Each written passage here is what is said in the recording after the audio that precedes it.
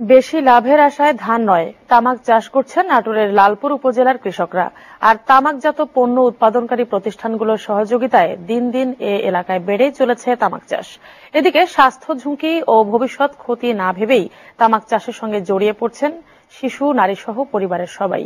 নাটোর প্রতিনিধি মোস্তাফিজুর রহমান টুটুলের রিপোর্ট, জানাচ্ছেন শিরিন শারমিন।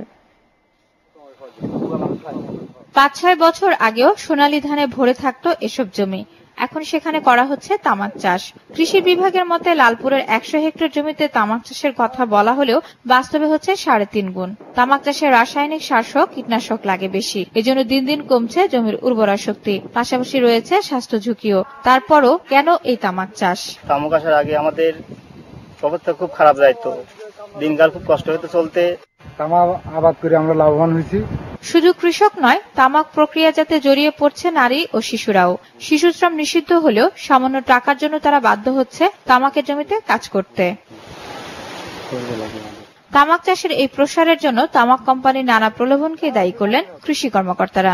চাষিরা তামাক কোম্পানির কাছ থেকে নগদ আর্থিক সুবিধা পাওয়ার ফলে তারা এই তামাক চাষ করে থাকে। যদিও এই তামাক চাষ জমির উর্বরতা ক্ষমতা নষ্ট করে দেয়, সেখানে এক ধরনের ঘাস,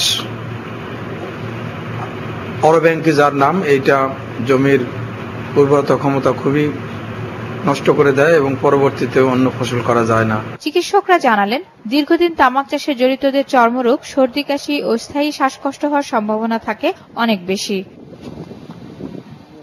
এসএটিভি নিউজ ডেস্ক। এসএটিভি সংবাদে নিচ্ছে আরেকটা বিরতি, ফিরে এসে থাকছে। বার্সেলোনার পর